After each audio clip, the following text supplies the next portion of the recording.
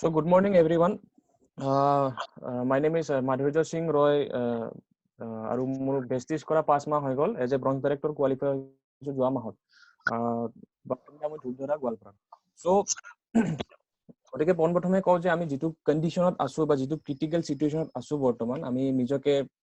সজাগ কৰি ৰাখিব লাগে সুৰক্ষিত কৰি ৰাখিব লাগে কাৰণ প্ৰধানমন্ত্ৰী কোৱাৰ দৰে জান হে তো জাহান হে গতিকে আমি লকডাউন শেষ হোৱাৰ পিছত আমি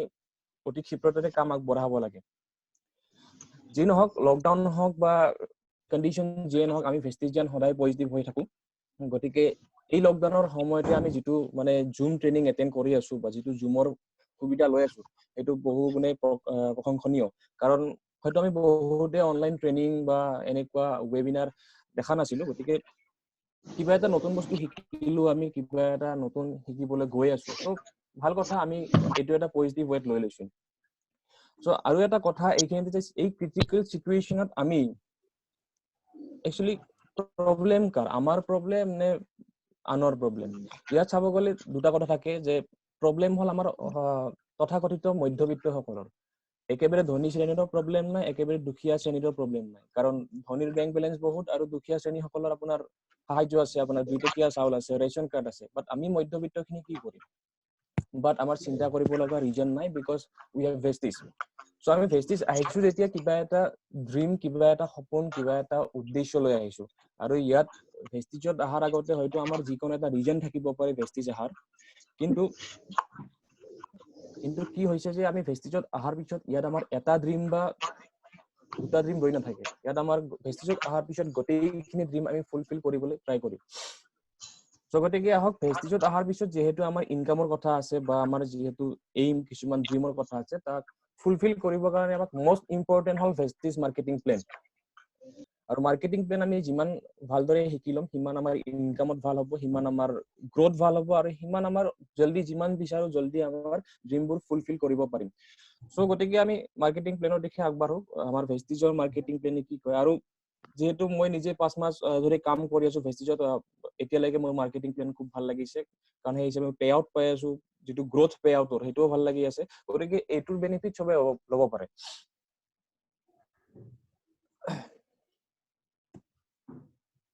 সো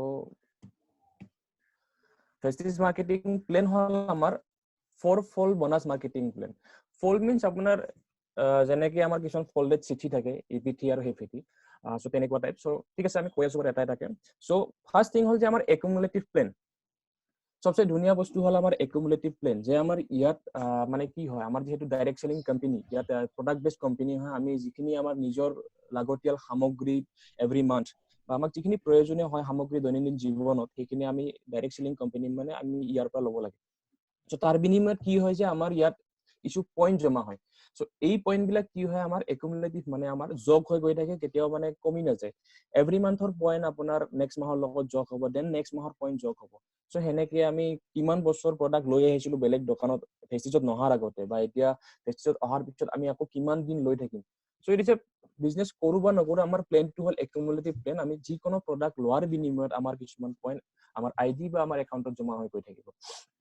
সো তাৰ বিনিময়ত আমাৰ কিছু সুবিধাও আছে এই সুবিধাখিনি আমি লাহে লাহে গম তাৰ পিছত আমাৰ সেকেন্ড বেনিফিটটো আছে যে অনলি প্ৰমোশন নো ডিমোশন প্ৰমোশন মানে কেনেকুৱা ইয়াত আমি যেতিয়া কাম ষ্টাৰ্ট কৰিম নহয় ইয়াত আমাৰ কেতিয়াও ডিমোশন মানে আমি কেতিয়াও তললৈ নামি নাহো সদায় আমি আগবাঢ়ি গৈ থাকো যেনেকৈ আমাৰ বয়স এদিন যোৱাৰ পিছত সদায় এখোজ আগবাঢ়ি গৈ থাকে ইয়াত যেতিয়া আমি কাম কৰিম তেতিয়ালৈকে আমাৰ মানে কি হয় আমাৰ লেভেলটো সদায় আপগ্ৰেড হৈ থাকিব ইয়াত কোনো মানে লেভেল কমি অহাৰ চান্স নাই আৰু নেভাৰ ৰিচেছ টু জিৰো এবাৰ ষ্টাৰ্ট কৰাৰ পিছত ইয়াত কেতিয়াও জিৰো হোৱাৰ চান্স নাথাকে সবচে বেষ্ট বস্তুটো হল যে আমি কেতিয়াও জিৰো হৈ নাযাওঁ ইয়াত এবাৰ কাম ষ্টাৰ্ট কৰাৰ পিছত আৰু নো ৰিকুৱালিফিকেশন এবাৰ কিবা এটা এচিভমেন্ট যদি কৰিলো বা এটা লেভেল যদি এচিভ কৰিলো হেতুৰ কাৰণে আমি আকৌ ৰিকুৱালিফিকেশন কৰিব নালাগে ইয়াত এটা কথা আছে যে আমি পে আউট পাব কাৰণে আমি লেভেল মেইনটেইন কৰিব লাগিব বাট ৰিকুৱালিফিকেশন কৰাৰ কোনো প্ৰয়োজন নাই সো ঠিক তেনেকে এইখিনি হল আমাৰ মেইন বেনিফিট তাৰ লগত আছে আমাৰ যেতিয়া ইনকাম প্লেন ষ্টাৰ্ট হ'ব আমাৰ কেনেকে ডাইৰেক্টৰ বোনাছ কম্প্ৰেছ ডাউনৱাৰ্ড এইটো সবচেয়ে ভাল বস্তু যে আমাৰ ডাইৰেক্টৰ বোনাছ কম্প্ৰেছ ডাউনৱাৰ্ড মানে আমাৰ যিমান সাপোজ লেগ এটা ধৰক আপোনাৰ A1 A2 A3 মেম্বাৰ আছে তাৰে যদি A3 মেম্বাৰো আপোনাৰ ডাইৰেক্টৰ হৈ যায় বা A1 ডাইৰেক্টৰ নহল A2 ডাইৰেক্টৰ নহল বাট A3 মেম্বাৰে আপোনাৰ ডাইৰেক্টৰ কোৱালিফাই হৈ গল তেওঁৰ সেই ডাইৰেক্টৰ কোৱালিফিকেশনৰ পৰা আমি আমাৰ পে আউটটো উলাই আনিব পাৰিম so this is director bonus compress downward leadership bonus roll up আমি লিডাৰশিপৰ ওপৰতো পে আউট পাওঁ সো নো ৰিনিউৱেল কোনো ৰিনিউৱেল ফিজ নাই ইয়াত আৰু ইয়াত এটা বস্তুৱে ভাল আমাৰ ফ্ৰী জয়নিং যেহেতু 2015 ৰ পৰা IDS ৰ ৰুল এণ্ড ৰেগুলেশ্যন আহি গৈছে সো অলমোষ্ট ইণ্ডিয়াৰ আৰু সবখিনি কোম্পানীয়ে উইদাউট ফ্ৰী মানে উইথ ফ্ৰী জয়নিং সো ইয়াত কোনো নো ৰিনিউৱেল ফিজ আৰু ইঞ্জিনিয়াৰ টু মেক ইউ ৱেলথি আৰু প্লেনটো ইমানেই ধুনীয়াকে বনোৱা হৈছে যে এটা টোটালি মানে ডিস্ট্ৰিবিউটৰক ৱেলথি কৰাৰ কাৰণে বনোৱা হৈছে আৰু খুবেই ধুনীয়া প্লেন আৰু এইটো প্লেনত যে কাম কৰিব ডেডিকেটেডলি নিশ্চয় সফল হ'ব সো অহাৰ আগতে আমাৰ যিখিনি থিংকিং আছিলে বা আমাৰ যিটো সৰুৰে পৰা ৰেফাৰেন্স ফাইল সোমাই দিছিলে আমাক অকল এটা ইনকামৰ ওপৰত শিকোৱা হৈছিলে সৰুৰে পৰা শিকি আহিছো যে আমি পঢ়িব লাগে ভাল চাকৰি কৰিব লাগে আৰু আৰু জীৱনটো চলাব লাগে বাট কথাটো হ'ল যে চাকৰি আমি যিয়ে চাকৰি নকৰো কিয় বা যিয়ে ডাঙৰ চাকৰি বা যিয়ে গভৰ্ণমেন্ট জব বা প্ৰাইভেট জব হওক আমি কষ্ট কৰিব লাগিব বাট সেই কষ্ট মতে আমি কিমান বেনিফিটেড হওঁ হয়তো আগতে আমি জানা নাছিলো এতিয়া চাব গ'লে যিটো ইণ্ডিয়াৰ কণ্ডিশ্যন আমি 98% হল প্ৰাইভেট জব আৰু 2% হল গভৰ্ণমেন্ট জব কথাটো ইয়াত এটাই ইম্পৰ্টেন্ট যে আমাৰ যদি মানুহবিলাকে বিচাৰে যে গভৰ্ণমেন্ট জব হলেহে মানে লাইফটো সেটেল বাট এতিয়া যিকোনো এজন যদি আমি গভৰ্ণমেন্ট সাৰ্ভিস কৰা মানুহ যদি পাও আৰু জব কৰা মানুহ এটা গুগলৰ সিইঅ কিমান দৰমহা এদিছে বিকজ তেওঁ প্ৰাইভেট জব আৰু গভৰ্ণমেন্ট চাকৰি মানে দৰমহা কিমান সেইটো চাব গ'লে এটা ইম্পৰ্টেন্ট কথা আহি পৰে আৰু যি নহওক আমাৰ যেহেতু ৰেফাৰেন্স ফাইল সোমাইছে চাকৰি কৰিব লাগে সো আমি সৰুৰে পৰা সেইটোৱে বুজি পাওঁ বাট ভেষ্টিজ অহাৰ পিছত আমাৰ সেইটো মানে সেই ভুল ধাৰণাটো এতিয়া নাই যে আমি চাকৰি নহলো ইয়াত ভেষ্টিজৰ থ্ৰুদি বহুতখিনি বস্তু ল'ব পাৰি নিজৰ ড্ৰিম ফুলফিল কৰিব পাৰি সো গতিকে ইয়াত ইনকামৰ ৰাস্তা আছে আমাৰ 7টা যেহেতু চাকৰি বা যিকোনো জব কৰিলে আমাৰ কি হয় এটা ইনকামেৰে আমি সব চলিব লাগে তাত আমি খোৱা লোৱাৰ খৰচ থাকিব আপোনাৰ পিন্ধা উৰাৰ খৰচ থাকিব চিকিৎসাৰ খৰচ থাকিব এভৰিথিং আপুনি তাতেই ফুৰিব লাগিব তাতেই গাড়ী ল'ব লাগিব তাতেই মানে ঘৰ বান্ধিব লাগিব সো এটা ইনকাম এতিয়া মই যোৱাকালি এটা ক্যালকুলেশন কৰিছিলো যদি মই 30 ইয়াৰ এজত যদি মই 1 লাখ টকাৰ এটা স্যালাৰি পাই যাও ঠিক আছে 1 লাখ টকাৰ যদি মই এটা স্যালাৰি পাই যাও 30 ইয়াৰত 1 লাখ টকাৰ স্যালাৰি যদি পাও 30 ইয়াৰত মই কিমান বছৰ চাকৰি কৰিম খুব বেছি 30 বছৰ 60 ইয়াৰ্ছলৈকে সো 30 বছৰ চাকৰি কৰাৰ পিছত মোৰ গোটেই জীৱনটোত পইচা জমা হ'ব 3 crore 60 lakh rupees so 3 crore 60 lakh rupees 30 বছৰ হোৱাৰ পিছত মই হেতুৰে সব খৰচ থাকিব গতিকে আমি যদি ভেষ্টিজৰ থ্ৰুদি হেতু উইদিন 10 ইয়াৰ্ছ কৰিব পাৰো কি বেয়া আছে আৰু তাৰ লগত আমাৰ ইমানখিনি বনাছ সোমাই আছে তো ঠিক আছে এটা ইয়াত ইনকাম কেনেকুৱা আছে আপোনাৰ সেভিংস অন কনজাম্পশন 10 to 20% মানে অহাৰ লগে লগে আমাৰ 10 to 20% ৰিটেল প্ৰফিট থাকিব দেন একুমুলেটিভ পাৰফৰমেন্স বোনাছ থাকিব মানে এভৰি প্ৰডাক্ট আমি যে লম তাত আমাৰ 5 to 20% কেশবেক থাকিব দেন ডাইৰেক্টৰ বোনাছ থাকিব 14% যেতিয়া আমি ডাইৰেক্ট কোৱালিফাই হৈ যাম আমি একচুয়ালি কোম্পানীৰ 14% শেয়াৰ হোল্ডাৰ হৈ যাম লগত থাকিব লিডাৰশিপ ওভাৰৰাইডিং বোনাছ 15% যেটো আমাৰ লিডাৰশিপ ওভাৰৰাইডিং বোনাছ যেটো কয় আমাৰ যেতিয়া লিডাৰ ডেভেলপ হৈ যাব আমি শেয়াৰৰ পৰা এইটো ল'ব পাৰো যেতিয়া লিডাৰ ডেভেলপ হৈ যাব আমাৰ আমি একচুয়ালি যেতিয়া 1 লাখত আমি 5625 মিনিমাম মেইনটেইন কৰি দিও সো আমি এই বেনিফিটটো ল'ব পাৰো যে লিডাৰশিপ ওভাৰৰাইডিং এই ইনকাম খিনি সব মানে এক্সট্ৰা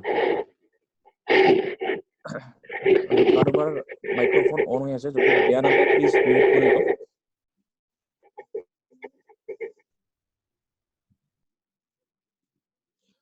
সো তাৰ পিছত থাকিব আমাৰ ট্ৰেভেল ফান্ড আৰু ইমান ধুনীয়া যে আমাৰ ইয়াত ফুৰিবলৈ সুবিধা আছে কোম্পানী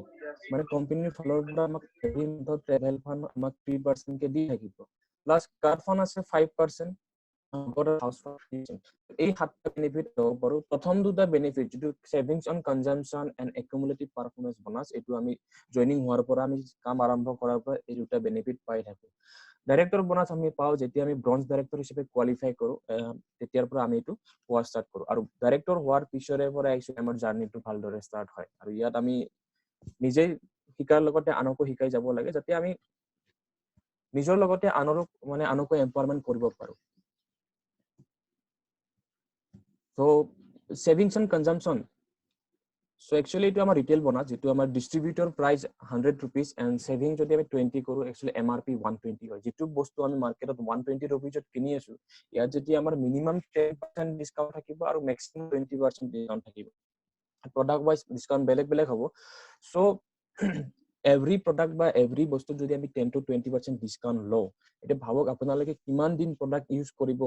যদি ভেস্টিজ নকৰে মাৰ্কেটৰ পৰা লব আৰু যদি মার্কেটত নলয় তো ভাল কথা ভেস্টিজ আছে সো কিমান সেভিংস হৈ আছে আমাৰ সো ইয়াতে কথা এটা হয় যে saving money is also earning money আমি সদায় মানে পইচা কি কয় পইচা আমি কম খৰচ কৰিব লাগে পইচা আমি বচাই ৰাখিব লাগে একচুয়ালি এইটো নহয় ইয়াত দুটা কথা থাকে একটো দুটা যে আমি পইচা খৰচ কৰিব লাগিব যদি আমাৰ লাগতিয়াল বস্তু আমি পইচা খৰচ কৰিব লাগিব বাট বুদ্ধিমতাৰ কাম ইয়াত যে আমি খৰচৰ মাধ্যমেৰে ইনকাম কৰিব পাৰো নেকি আৰু পইচা সেভিং ইয়েস পইচা সেভিংস কৰিব লাগে যিমান পাৰি বাট খৰচ কৰিব লাগিব যিখিনি আমাক প্ৰয়োজনীয় হয় তাতকে আমি ইনকাম কৰাত বেছি গুৰুত্ব দিব লাগে পইচা যিমান খৰচ কৰিম তাতকে আমি বেছি ইনকাম কৰাত গুৰুত্ব দিব লাগিব তেতিয়া অলৰেডি অটোমেটিক্যালি সেভিংস হৈ যাব So this is the benefit of 10 to 20% discount যে আমাৰ every month বা every product 10 to 20% discount থাকিব যেটো নেকি আমাৰ কাৰণে সবচে বহুত ভাল লগা কথা So next যেটো আছে আপোনাৰ accumulative performance bonus ইয়াত কি হয় আপোনাৰ ডিস্ট্ৰিবিউটৰ হিচাপে জয়েন হোৱাৰ লগে লগে আপোনাৰ একচুয়ালি লেভেল টু 5% থাকি যাব ইয়াত যদি 1 to 500 পিভি দিয়া আছে পিভি মানে আমাৰ পইণ্ট ভ্যালু আৰু ইয়াত কথা আহিব আপোনাৰ পিভি লগত আপোনাৰ এটা পইচা ৰিলেশন থাকিব যে অলমোস্ট 30 रुपीसত আপোনাৰ পিভি পইণ্ট ভ্যালু মানে 1 পিভি হৈ যায় সো ডিস্ট্ৰিবিউটৰ যেতিয়া এজনে জয়েন কৰিব ইনিশিয়াল কন্ডিশন আপোনাৰ 5 to 20% ক্যাশবেক টু কেনেকে পায় এতিয়া চাওক আপোনাৰ ডিস্ট্ৰিবিউটৰ প্ৰথম লেভেল যেতিয়া আপুনি 1 to 500 পিভিৰ ভিতৰত থাকিব তেতিয়া আপোনাৰ লেভেল থাকিব 5% মানে ইয়াত আপুনি জিএ প্ৰডাক্ট নিকিনে কিয় আপোনাৰ পাৰফৰম্যান্স বোনাস মানে আপোনাৰ ক্যাশবেক থাকিব 5% ঠিক তেনেদৰে 500 বিট হোৱাৰ লগে লগে 501 to 2000 পিভিৰ ভিতৰত আমাৰ থাকিব 8% ক্যাশবেক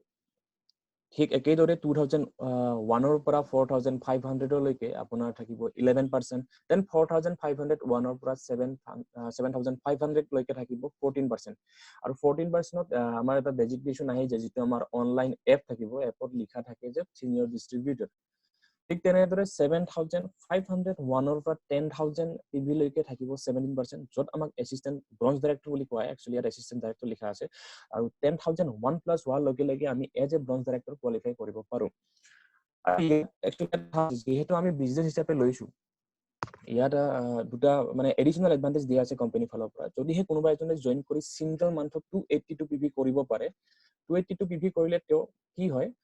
তো হেতু মাহত বা তাৰ নেক্সট মাহত যেটো আমাৰ কি কয় পে আউট আহিব তাত ফাৰ্স্টত 8% হিচাপে পে আউট আৰু ফাৰ্স্টত ডেজিগনেশ্যন এটা পায় যেটো চেম্পিয়ন তেও চেম্পিয়নশিপটো সেট কৰা যায় আৰু ইয়াত অকল পে আউট টু 8% নহয় ইয়াত লগত থাকিব 7 প্ৰডাক্ট ভাউচাৰ এখন থাকিব সো এটো ভাল কথা যে আমি প্ৰডাক্ট লৈছো প্লাস 8% হৈছো আনকো সুবিধা দিছো অপৰচুনিটি দিছো লগত মই আৰু 750 প্ৰডাক্ট ভাউচাৰ ফ্ৰী পাইছো আৰু এই বস্তুতে যদি আমি ইনিশিয়াল মানে আৰম্ভণিৰ পৰা কাম কৰো যে সকলোকে ফাৰ্স্ট টাইম কৰি যাও হেতুতে বহুতখিনি ইমপ্ৰুভমেন্ট হৈ যায় আৰু 10000 প্লাস পিভি লৈকে যোৱাত কি আমি যদি ইন এ সিঙ্গল মান 7501 পিভি কৰিব পাৰো আমি এজ এ ব্ৰঞ্জ ডাইৰেক্টৰ বা এজ এ 20% কোৱালিফাই হৈ যাও সো বিজনেস কৰা সকলৰ কাৰণে এটো এডিশনাল এডভান্টেজটো খুবই দৰকাৰী কাৰণ যত আমি 500 পিভি বিজনেস কৰিব লাগে বা 501 বিজনেস কৰিব লাগে তাত আমি 282 পিভিত কাম হৈ আছে বা যত 10000 প্লাস কৰিব লাগে তাত আমি 7501 পিভিত হৈ আছে সো এখিনি হল এডিশনাল এডভান্টেজ আৰু মই ভাবো সবে এখিনি লৈছে বা আৰু যিখিনি নতুন মানুহ আছে সেই লব লাগে সো এখিনি হল আমাৰ একুমুলেটিভ পাৰফৰম্যান্স বোনাস যিখিনি আমি এজ এ আমি ক্যাশবেক হিচাপে পাও আৰু ইয়াতে এটা ডিফাৰেন্সিয়েল ইনকাম আছে হেতু লেগ ওয়াইজ ইনকামটো আহি যাব হেতু পিছলৈ আহি আছো আৰু নেক্সট স্লাইডলৈ গুচি আহিম সো এতিয়া মানে নেক্সট এটা হেটা পাইছো ডাইৰেক্টৰ পিছত আমি কেনেকে ইনকাম সো ডাইৰেক্টৰ বোনাস 14% এটা এজ এ ব্ৰঞ্জ যেটা কোৱালিফাই হৈ যাও ইয়াত একচুয়ালি ব্ৰঞ্জ ডাইৰেক্টৰ নোহোৱাৰ আগতে আমি সেলফত 20 পিভি কৰিব লাগে নিজৰ পে আউটটো পাবৰ কাৰণে আৰু ব্ৰঞ্জ ডাইৰেক্টৰ হোৱাৰ পিছত 40 পিভি আমি এভৰি মান্থ মেইনটেইন কৰিব লাগে নিজৰ পৰা আৰু 40 পিভি একদম খুব কম পৰিমাণৰ এমাউণ্ট, কাৰণ আমাৰ এখন ঘৰ চলিবলৈ মোটামুটি ৩-৪ হাজাৰ প্ৰডাক্ট আৰামছে খৰচ হয়, গতিকে 40 PV টো সেইটো মেটাৰ নকৰে। আৰু লগত সাইড গ্ৰুপত লাগিব বা যেটো টোটেল গ্ৰুপত ওভাৰঅল PV লাগে আমাক মিনিমাম 2001 PV, তেতিয়া আমি ডাইৰেক্টৰ বোনাছ মানে পোৱা ষ্টাৰ্ট হৈ যাও। ইয়াত ইউ মানে 6 লিখা আছে, মোৰ টোটেল যিখিনি PV হ'ব তাৰ পৰা 6% ওলাই, যেটো আমাৰ ডাইৰেক্টৰ বোনাছৰ পইণ্ট কালেক্ট হ'ব, সেইটো লগত আমি মাল্টিপ্লাই কৰি যেটো BV আছে আমি ক্যালকুলেশন কৰি উলাব পাৰো। ইয়াৰ কেনেকে পইণ্টটো উলোৱা হয় সেকেন্ড নেক্সট স্লাইডত মোৰ আছে। সো এজ এ সিলভাৰ হোৱাৰ পিছত হেকেই সেলফত আমি ডাইৰেক্টৰ হোৱাৰ পিছত আমি সেলফ পাৰচেজ সদায় 40 PV মেইনটেইন কৰিব লাগিব, আৰু সিলভাৰ হোৱাৰ লগে লগে আমাৰ সাইড মেইনটেইন হৈ যাব 1801 PV। আৰু ইয়াৰ এটা বস্তু ভাল হ'ল যে সিলভাৰ ডাইৰেক্টৰ হোৱাৰ লগে লগে আমাৰ ট্ৰেভেল ফান্ডটো ওপেন হৈ যায়, আৰু ইয়াত কি হয় 1 and 2 লিখা আছে, 5 and 4 তাৰমানে দুটা ডাইৰেক্টৰৰ পৰা আমি বোনাছ পোৱা ষ্টাৰ্ট হৈ যাও। ঠিক তেনেকৈ গোল্ড ডাইৰেক্টৰ অহাৰ লগে লগে সাইড মেইনটেইন 1501, ষ্টাৰ ডাইৰেক্টৰ অহাৰ লগে লগে 1001, দেন ডায়মণ্ড অহাৰ লগে লগে 501। আৰু ক্ৰাউন হোৱাৰ পিছত ইয়াত কোনো সাইড লেভেলৰ কথা নাহে, তাৰ পিছত অকল সেলফ লৈ থাকিলে হ'ল। আৰু ইয়াতে এইটোৱে বেনিফিট যে আমি যিমান লেভেল আপ হৈ আছো আমাৰ সাইড মেইন কমি গৈছে, গতিকে আমি যেতিয়াই জয়নিং হওঁ তেতিয়াই টাৰ্গেট ৰাখিব লাগে ডাবল ইউনিভাৰ্সেল ক্ৰাউন ডাইৰেক্টৰ। আমাৰ সদায় এইমটো হ'ব লাগে ডাবল ইউনিভাৰ্সেল ক্ৰাউন ডাইৰেক্টৰ আমি কেতিয়া হ'ম। সো সেইমতে কাম কৰিলে আমি নিশ্চয় ক্ৰাউন হোৱাটো ইমান টান নহ'ব, ইউনিভাৰ্সেল ক্ৰাউন ডাইৰেক্টৰ হোৱাটো ইমান টান নহ'ব। একচুয়ালি আমি বহুতে কি কৰো, জয়েন হৈ আমি একচুয়ালি ব্ৰঞ্জ ডাইৰেক্টৰ টাৰ্গেট লৈ থাকো, সেইকাৰণে আমাৰ হয়তো ব্ৰঞ্জ ডাইৰেক্টৰ হওঁতে হওঁতে 2 মাহ লেট হৈ যায়। সো আমি যদি ওপৰত টাৰ্গেট কৰো একদম টপ লেভেলত, তেতিয়া হয়তো আমি তলৰখিনি আমি ইজিলি পাই যাব পাৰো। সো ডাইৰেক্টৰ বোনাছ পাবৰ কাৰণে আপোনালোকে আছে, ইয়াতে আমাৰ মোৰ সিনিয়ৰ আছে, মোৰ যিখিনি আপলাইন তেওঁলোকতো আছে অলৰেডি, বা নিউ মেম্বাৰ জয়েন হৈছে কেইজনমান মই দেখি আছো, যিহেতু নিজে হোষ্ট হিচাপে আছো, গতিকে তেওঁলোকে জল্দি জল্দি নিজৰ লেভেল আপ কৰিব লাগে, আৰু ডাইৰেক্টৰৰ যিখিনি ব্ৰঞ্জ ডাইৰেক্টৰ, সিলভাৰ ডাইৰেক্টৰ, গোল্ডৰ বেনিফিট আমি ল'ব লাগে।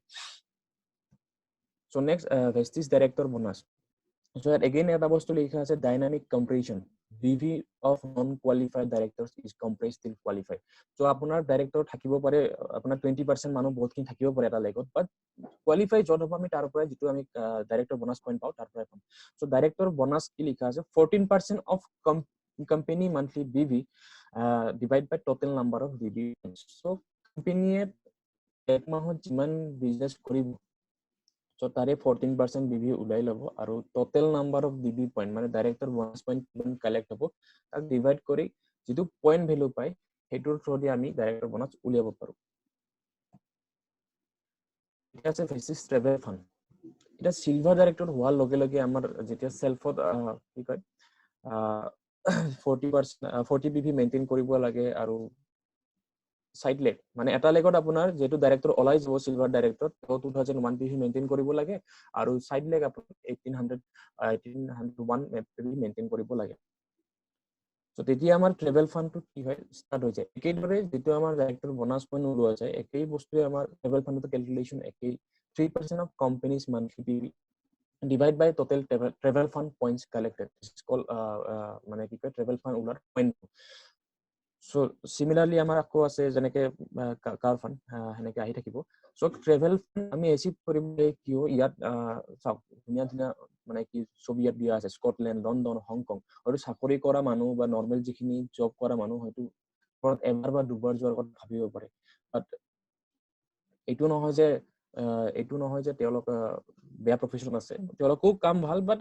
তেওঁলোকে একচুয়ালি কি হয় চাকৰি বা জব কৰিলে আমাৰ ড্ৰিম বিলাক মানে কি কয় আমি ৰাখি থব লাগে, আমি ড্ৰিম বিলাক পাহৰি যাব লাগে।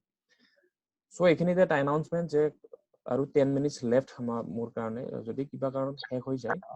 আৰু এবাৰ ৰিজয়েন কৰিলে হ'ল। So Vestige travel fund, so slide কিছু স্লো হৈ আছে। আচ্ছা, এইবিলাক হল আমাৰ পেৰিছ, বেইজিং, ৰাছিয়া, বালি, তুৰ্কী, এইবিলাক হল আমাৰ যিবিলাক ট্ৰেভেল অলৰেডি হৈ গৈছে বা এইবিলাকত লৈ যায় আমাৰ। সো বহুত ধুনীয়া ধুনীয়া ঠাই, গতিকে সকলোৱে যাব পাব লাগে বা যাব লাগে, একেলগে গ'লে আৰু ভাল লাগিব।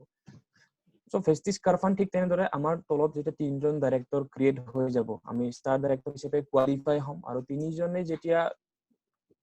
মেইনটেইন কৰিব নিজৰ লেভেল, আৰু এইটো আমি 3টা ডাইৰেক্টৰক আমি 3 মাহৰ কনজিকিউটিভ 3 মাহ আমি কোৱালিফাই কৰাব লাগে, আৰু সাইড মেইনটেইন থাকিবই লাগিব, কোৱালিফাই কৰাব লাগে 3 মাহ। তাৰ পিছত আমাৰ কাৰফান ষ্টাৰ্ট হয়। তাৰ পিছত এবাৰ কোৱালিফাই হোৱাৰ পিছত আমি যদি সিলভাৰো হৈ থাকো বা সিলভাৰো কোৱালিফাই কৰি থাকো, কাৰফান আমাৰ আজীৱন সোমাই থাকিব, যেতিয়ালৈকে আজীৱন কিয় মোৰ পিছৰ জেনাৰেশ্যন এইটো পাই যোৱাৰ চান্স থাকে। সো সো ভেষ্টিজ কাৰ ফাণ্ড মেবি 2018 ফটো আছিলে ভেষ্টিজ যেখিনি আমাৰ ভেষ্টিজৰ পৰা পোৱা কাৰ সো ভেষ্টিজ হাউস ফাণ্ড সো এইখিনি বস্তু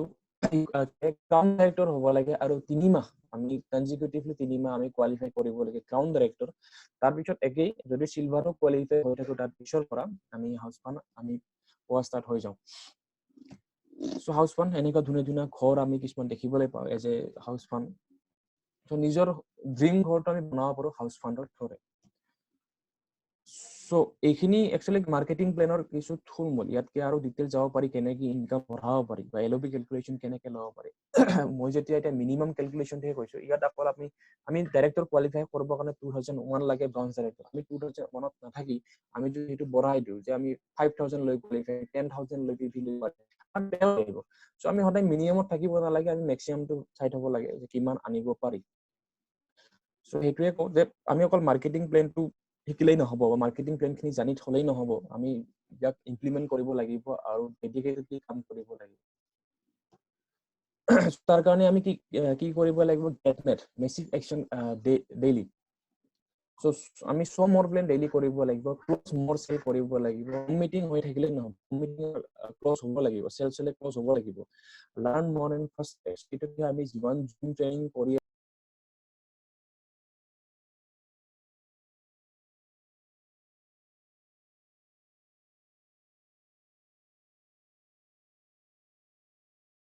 hello hello sir hello sir हाँ सर শুনি আছে ঠিক আছে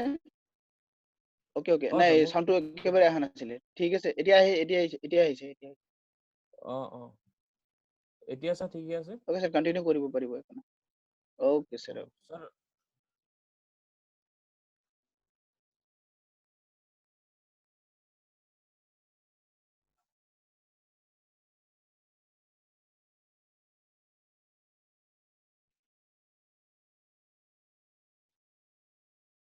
স্যাৰ মোৰ এইখিনি আছিল হেল্ল' স্যাৰ গুলু স্যাৰ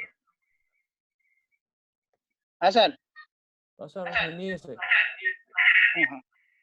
আচ্ছা মোৰ স্যাৰ স্লাইডত কিছু প্ৰবলেম হৈছে স্লাইডখন মানে হেৰি হ'ল কি কয় আচ্ছা ঠিক আছে আচ্ছা ঠিক আছে আচ্ছা বিএ নেটৱৰ্ক আৰ্কিটেকচাৰ আমি একচুয়ালি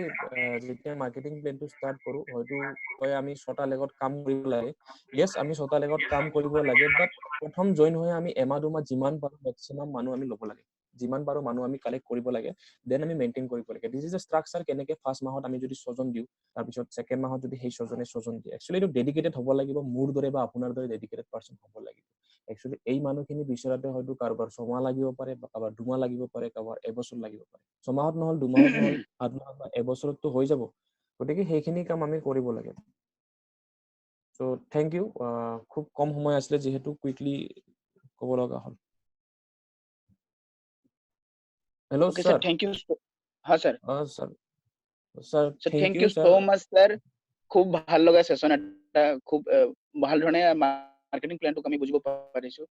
আৰু এইখিনিতে যদি মাৰ্কেটিং প্ল্যানৰ ওপৰত যিখিনি কথা ক'লে আমাৰ মানুৰ্য ছাৰে ইয়াত যদি কিবা কাৰোবাৰ যদি কোৱেশ্চনছ আছে হেণ্ড ৰাইজ কৰি পেলাই কৰিব পাৰিব মানুৰ্য ছাৰে তেওঁক আনমিউট কৰি দিব বা আপোনাৰ সেলফ আনমিউট কৰি লৈ পেলাইও আপুনি কথাটো সুধিব পাৰিব সো সেনেকে আপোনালোকৰ যদি কিবা কনফিউজন আছে কিবা যদি কুৱেৰিজ আছে ডেফিনেটলি আপোনালোকে সুধিব পাৰে আপোনালোকে সুধক আপোনালোকে সুধি পেলাই যিখিনি নতুন মানুহো আছে বা পুৰণি মানুহো আছে তো পুৰণি মানুহখিনৰ যদি ক'ৰবা কনফিউজন কিবা হৈছে তো সেইটো ক্লিয়াৰ কৰি লওক আৰু নতুন মানুহখিনৰ যদি কিবা কথা জানিব লগা আছে তেতিয়াহ'লে ক্লিয়াৰ কৰি ল'ব পাৰে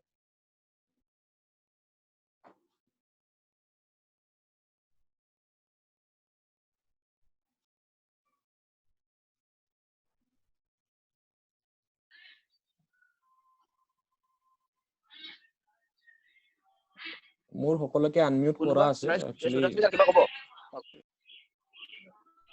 Udangshri sir good yes morning sir sir good good morning sir Madhu sir good morning sir good sir morning মই এটা এই আপোনাৰ কাৰ ফাণ্ড ষ্টাৰ্ট হৈছে এইটো অকমান জানিব বিচাৰিছিলো আৰু অকমান আচ্ছা স্যাৰ কাৰ ফান্ডটো পাব লাগিলে আপুনি কি হয় আপোনাৰ স্যাৰ যেটো এতিয়া মনত আপুনি 6টা লেগত কাম কৰি আছে আপোনাৰ কি হয় স্যাৰ তিনিটা লেগত আপুনি ডাইৰেক্টৰ বনাব লাগিব মানে 3জন ডাইৰেক্টৰ স্যাৰ ওলাব লাগিব আপোনাৰ 3টা লেগত স্যাৰ ডাইৰেক্ট লাইন 3টা লেগত আপোনাৰ বেলেগ বেলেগ লাইনত ডাইৰেক্টৰ হ'ব লাগিব আৰু কি হয় তেওঁলোকক আপুনি 3 মাহ কন্টিনিউয়াসলি কোৱালিফাই কৰাব লাগিব মিনিমামটো হ'ল আপোনাৰ আচ্ছা 2001 পিভি মানে 3 মাহ কোৱালিফাই হ'ব লাগিব আৰু লগত আপোনাৰ সেই 3 মাহ আপোনাৰ সাইডত যিটো 1001 PV মানে 1001 PV আছে সেইটো মেইনটেইন কৰিব লাগিব সো মানে 3 মাহ আপুনি ষ্টাৰ ডাইৰেক্টৰ কোৱালিফাই হ'ব লাগে তাৰ পিছত আপোনাৰ ষ্টাৰ ফান্ড ষ্টাৰ্ট হৈ যাব এজ এ 5% আপুনি পোৱা ষ্টাৰ্ট হ'ব আপোনাৰ বিজনেছ ভলিউমৰ ওপৰত সো ঠিক আছে sir thank you sir thank you sir মোৰ আৰু সকলোকে কোনোবা আনমিউট কৰা আছে সুধিব পাৰে নিজৰ মাইক্ৰোফোনটো হেৰি কৰি ল'লে হ'ল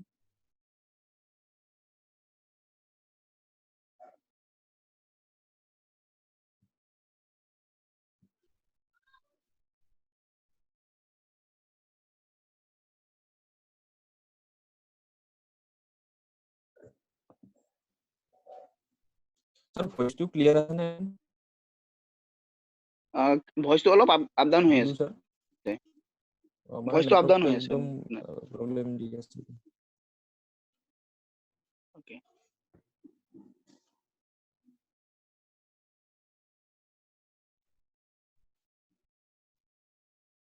আৰু কাৰো কোৱেৰিজ নাই মানে